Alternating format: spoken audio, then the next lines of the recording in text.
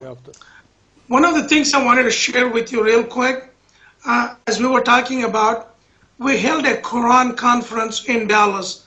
It will take about 6 to 7 minutes, maybe some other time, inshallah. But on my website, myghouse.net, at the bottom right, there is a Quran conference link that will give the complete story. A pastor and I were on local television every day for a week. We Maşallah, had maşallah.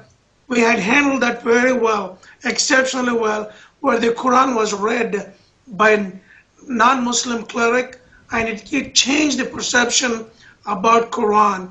As opposed to a Muslim explaining, we asked the Baptist, Catholic, Mormon, Presbyterian, Methodist to explain, read the Quran, 4 to 5 verses, and explain. That was a significant change.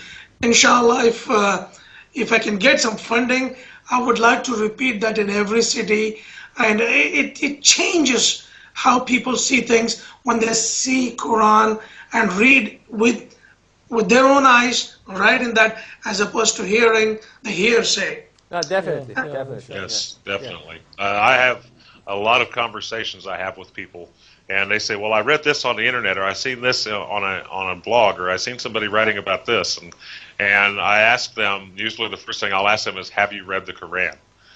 And surprisingly, I have got a few of them they say yes, and I quiz them on it too. but I've had a few of them that said, well, no, all I did was read what this guy wrote about it, and I believe what he said. I think this is bad. I think this is bad. I think this is suppressive. I think this is suppressive. And I said, well, have you read the Quran? And a lot of times I'll get, well, no, I haven't read the Quran, but I read this. And what I tell them is, well, you really need to read the Quran, and I have a copy on my computer that I will actually send to people. That is one of them that I got from Harun Yahya. And if people, they say, well, I don't know how to get one. I said, well, I have a copy right here. I'll send it to you. But a lot of times what I find out is people that ask for the online Quran, most of the time they will read it. And I will hear back from them usually, and they'll say, a lot of times I'll come back apologizing. I'm really sorry. I hadn't read that. All I had read was what this person had wrote or what this person had told me. Now that I've read it, I'm really sorry that I, said whatever I did or did whatever I said. But there are a lot of people that are really sincere about wanting to believe, but they have the wrong information.